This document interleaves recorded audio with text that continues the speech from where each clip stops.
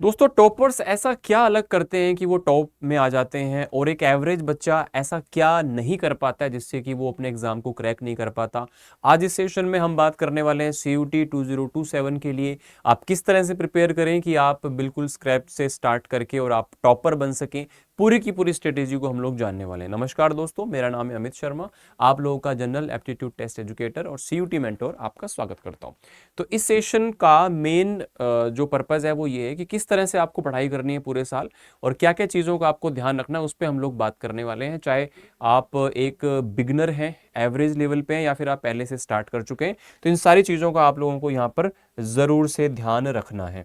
ठीक है, तो यहाँ पे सबसे पहले बात करते हैं कि जो बच्चा बोर्ड एग्जाम में भी बैठ रहा है और CUT भी दे रहा है तो उसको एक ड्यूअल बैटल लड़ना पड़ता है। यानी कि इधर से तो बोर्ड की प्रिपरेशन करनी है, सारी चीज़ें करनी है, बोर्ड के अंदर आपको प्रॉपर स्कूल में भी जाना है, उसके बाद कोचिंग भी करनी है, फिर सेल्फ स्टडी भी करनी है, CUT के लिए भी पढ़ना है, तो उसके लिए काफ़ी चैलेंजिंग हो जाता है, ये बात सही है। लेकिन स्मार्टली जो इस चीज़ को टैकल करता है ना, वही आपके CUT एग्जाम को क्रैक कर पाता है, ये भी सच्चाई होती है।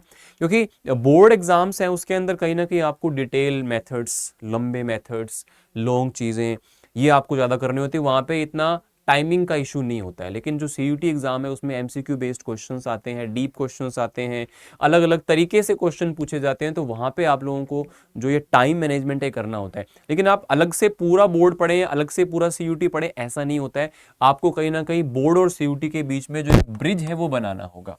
बोर्ड और CUT के बीच में जो एक ब्रिज है वो आपको बनाना होगा।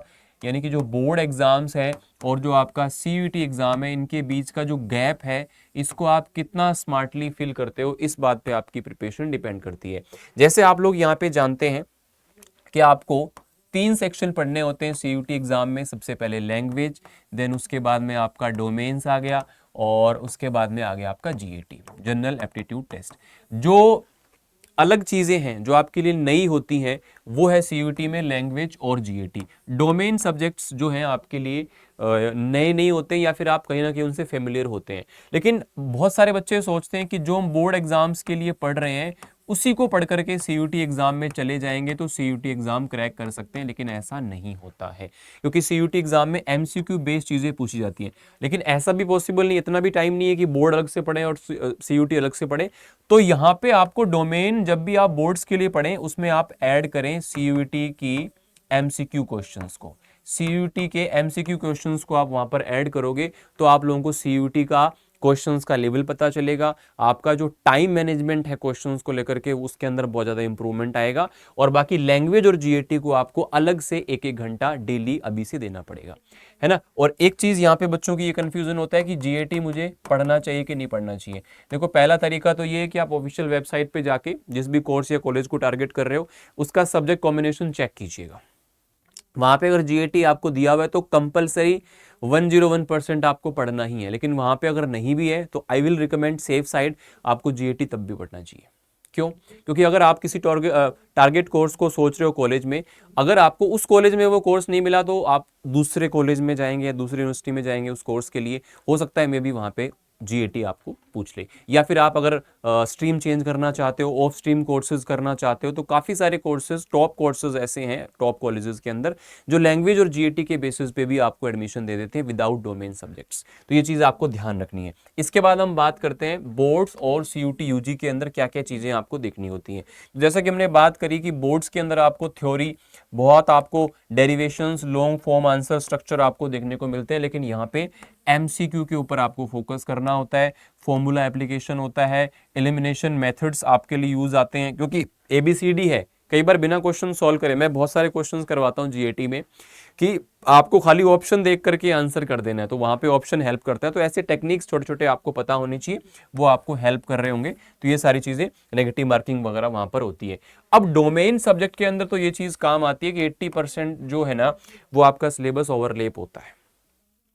80% क्यों बोल रहा हूँ, कुछ में तो 100% भी होता है, क्योंकि एनसीईआरटी से पूछा जाता है, लेकिन कुछ चैप्टर्स डिलीटेड होते हैं जो नहीं पढ़ने होते हैं, या फिर कुछ ऐसे होते हैं जो ऐड ऑन हो जाते हैं सीयूटी के लिए। तो फिर भी लगभग लगभग डोमेन आपका वही होता है जो कि एनसीईआरटी से आप पढ़ रहे हो, वही आपको सीयूटी में भी देना है। लेकिन वहां पे एक चीज को ध्यान रखना है कि एनसीईआरटी ही आप लोगों का बड़ा हथियार होता है सीयूटी के लिए। उसको आप कितना डीपली, कितना अच्छे से, कितना बढ़िया तरीके से आप उसे पढ़ते हैं, उसी पे ही आपका सीयूटी का डोमेन टिका होता है। और अगेन आई विल से कि डोमेन सब्जेक्ट जब भी आप पढ़ें बोर्ड्स के लिए, उसके साथ ही आप 20-30 क्वेश्चन एमसीक्यू प्रैक्टिस जरूर करें जो सीयूटी के हिसाब से इंपॉर्टेंट हो। तो अगर टॉपर की प्रिपरेशन की बात करें तो 4 फेजेस में मानता हूं। सबसे पहले कॉन्सेप्ट बिल्डिंग आता है, उसके बाद में हाइब्रिड एमसीक्यू प्रैक्टिस आता है, मास्टर पीवाईक्यू, और उसके बाद में लास्ट में आ जाता है हमारा फायर मोड। फायर मोड कब ऑन होता है, इस पे भी बात करते हैं। सबसे पहले कॉन्सेप्ट बिल्डिंग। अगर अब आप बात करें कि जुलाई से आप प्रिपरेशन स्टार्ट करते हैं, जुलाई, अगस्त, सितंबर, अक्टूबर, नवंबर तक आप कोशिश करें कि आपका जो सिलेबस है एक बार अच्छे तरीके से कंप्लीट हो जाए। अगर कोई ड्रॉपर है तो भी आपको दोबारा अच्छे से सिलेबस को पढ़ना पड़ेगा, क्योंकि आप ड्रॉपर इसीलिए हो क्योंकि आपने पिछली बार अच्छे से सिलेबस को नहीं किया था, कुछ चीजें आपने छोड़ दी थी, उतना डेडिकेशन के साथ में आप चीजों को नहीं कर पाए थे। ये चीज ध्यान रखना है।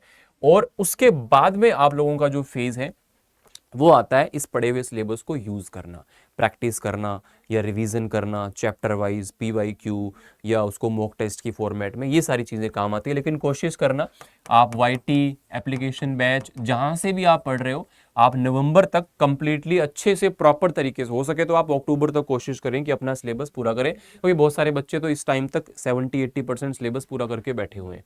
उसके बाद हाइब्रिड एमसीक्यू मैंने आपको बताया, जब भी आप डोमेन सब्जेक्ट पढ़ रहे हो बोर्ड्स के लिए, तो उसके अंदर सीयूईटी के जो एमसीक्यू क्वेश्चंस हैं उसको आप जरूर ऐड ऑन करें। तो ये आप लोगों की दोनों प्रिपरेशन एक साथ करवाएगा। ये नहीं है कि बोर्ड खत्म करेंगे फैब में, मार्च में, उसके बाद में सीयूटी की बुक उठाएंगे, सीयूटी के क्वेश्चन उठाएंगे, लैंग्वेज पढ़ेंगे, जीएटी पढ़ेंगे, नहीं हो पाएगा भाई। उसके बाद में 200, 300, 400 नंबर लाने वो अलग बात है, लेकिन टॉप कॉलेज में, अच्छे कॉलेज में एडमिशन नहीं हो पाता है। मास्टर पीवाईक्यू, पीवाईक्यू सीयूटी के अंदर गोल्ड है। क्यों है? इसलिए है क्योंकि वही कॉन्सेप्ट बार बार रिपीट होते हैं, खासकर लैंग्वेज और जीएटी में। अगर आप सिर्फ प्रीवियस ईयर क्वेश्चन सॉल्व कर लें, सारे के सारे जितने भी आए हुए हैं आज तक, हालांकि उसको पढ़ने के लिए आपको पहले टॉपिक्स को पढ़ना पड़ेगा तभी आप कर पाएंगे, लेकिन आपको एक प्रॉपर आइडिया मिल जाएगा। अगर आप उतनी प्रैक्टिस कर लेते हो तो मोर देन सफिशिएंट है। प्रीवियस ईयर क्वेश्चन टॉपर्स जरूर पढ़ते हैं। उसके बाद में फायर मोड हमारा ऑन होगा जब हमारा बोर्ड एग्जाम फिनिश हो जाएगा। आप कह सकते हो कुछ के फैब के लास्ट में पेपर हो जाते हैं, कुछ के मार्च में होते हैं। तो आप मान के चलें कि मार्च मिड से लेके अप्रैल और मई के स्टार्टिंग वीक में तो पेपर होता ही है। लगभग 40 डेज के आसपास का टाइम होता है, लगभग 40 डेज के आसपास का टाइम होता है, जिसमें आप लोगों को प्रिपरेशन करने का नहीं, रिवीजन करने का, मॉक टेस्ट करने का टाइम दिया जाता है। और इस टाइम पे बच्चे स्टार्ट कर रहे होते हैं प्रिपरेशन, फिर वो ड्रॉप लेकर के अगले साल फिर पढ़ते हैं। तो this is the high time जब आपको स्टार्ट कर देना चाहिए अच्छे तरीके से। तो 40 डेज को मैनेज करेंगे हम लोग उस टाइम पे। उस टाइम पे जब बच्चे सिलेबस पढ़ रहे होंगे तब आप रिवीजन कर रहे होंगे, जब बच्चे क्वेश्चंस फर्स्ट टाइम देख रहे होंगे तब आप प्रीवियस ईयर क्वेश्चंस को उड़ा रहे होंगे, जब बच्चे मॉक टेस्ट देने से घबरा रहे होंगे या बैच टेस्ट दे रहे होंगे तब आप लोग कंप्लीट पेपर को सॉल्व कर रहे होंगे। तो ये आपके लिए एक बहुत बड़ा एज बन जाता है। और वीकली प्लानिंग्स जो है आप लोगों की, सब्जेक्ट रोटेशन, ये नहीं है कि एक ही सब्जेक्ट को आप पूरे वीक पढ़ रहे हो, आप डेली बेसिस पर, जैसे आज आपने कोई डोमेन पढ़ा, कल दूसरा, तीसरा, इस तरह से कर सकते हो। या फिर डेली बेसिस पे आप कुछ कुछ टाइम तीनों डोमेन को दे सकते हो, या फिर दोनों डोमेन जो भी आपके हैं। वीकली मॉक टेस्ट जरूर लगाएं। जरूरी नहीं है कि पूरे सिलेबस का मॉक टेस्ट लगाओ। आपने 2 टॉपिक पढ़े पूरे वीक में, 3 पढ़े, उसको करो।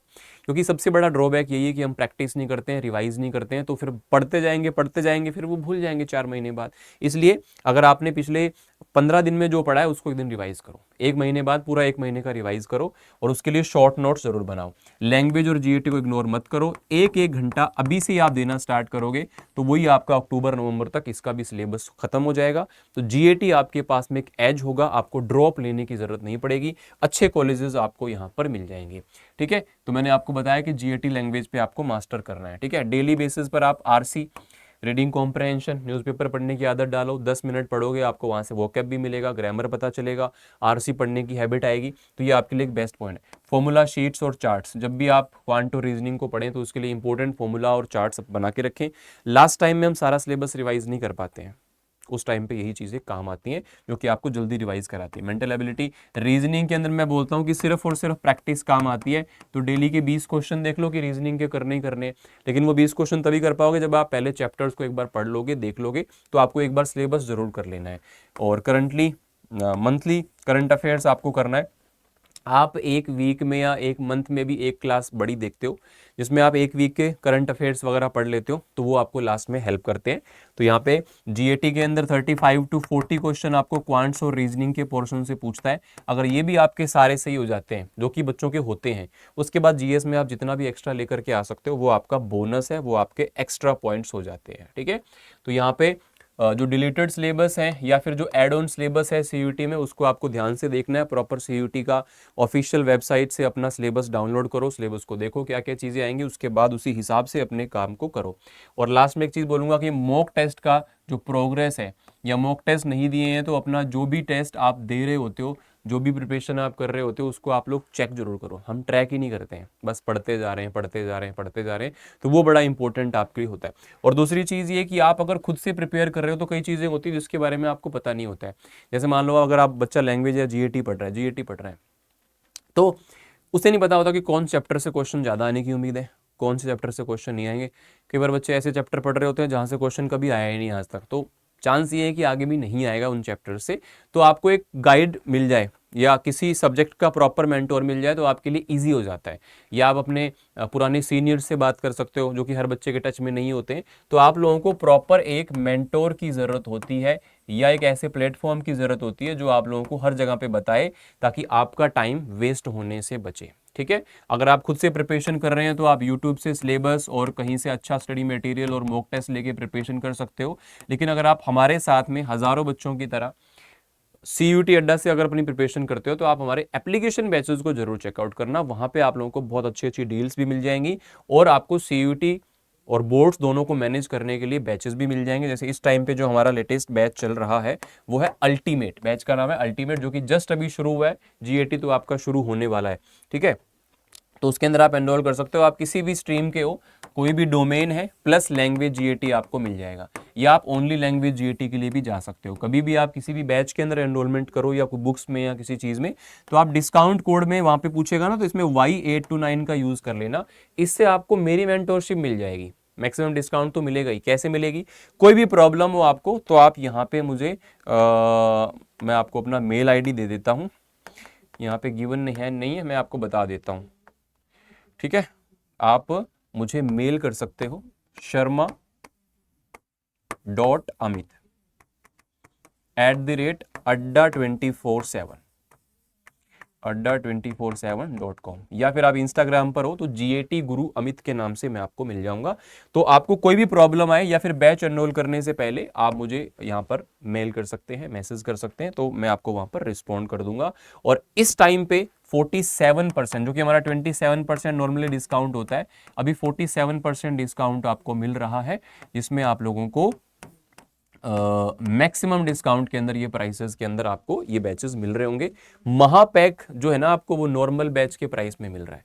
महापैक से मतलब ये होता है कि आगे आने वाले सारे बैचेस का एक्सेस आपको मिलेगा, तो महापैक को आप ज्वाइन करना। नॉर्मल बैच से महापैक थोड़ा सा कॉस्टली होता है, 1000-2000 रुपए फर्क होता है, लेकिन आपको अभी नॉर्मल बैच वाले प्राइस में ही महापैक मिल रहा है, तो आपके लिए बेस्ट डील है। तो आप इनमें से किसी को भी चेकआउट करना चाहते हो तो सिंपली आपको अड्डा 24/7 की ऐप डाउनलोड करनी है, या फिर आप सीधा सीधा लिखोगे गूगल पे, यहाँ पे all courses UG and PG, जो भी आपका स्ट्रीम है, साइंस कॉमर्स आर्ट्स, उस पर आप क्लिक करेंगे, उसके बैचेस आपको दिखा देगा। जैसे ये अल्टीमेट है और ये आपका महापैक है, तो अल्टीमेट पे आप जाते हो तो लगभग 6000 प्लस का होता है, लेकिन अभी ये 5000 के आसपास आपको मिल रहा होगा। यहाँ पे कूपन कोड अप्लाइड होगा, बट आपको ये अप्लाई हटा करके यहाँ पे डालना है Y829, उससे आपको मेरी मेंटोरशिप नहीं मिलेगी, बट इससे आप कभी भी कोई भी दिक्कत आती है, till selection I will be helping you. ठीक है, कोई भी प्रॉब्लम आए you can still mail me at sharma.amit@adda247.com। फिर भी आपकी प्रिपरेशन के रिगार्डिंग कोई भी डाउट हो, छोटे है छोटा, आप यहाँ पे इस वीडियो के नीचे कमेंट कर सकते हो, या फिर डायरेक्टली मुझे मैसेज कर सकते हो। Thank you so much for joining, do subscribe the channel. Thank you.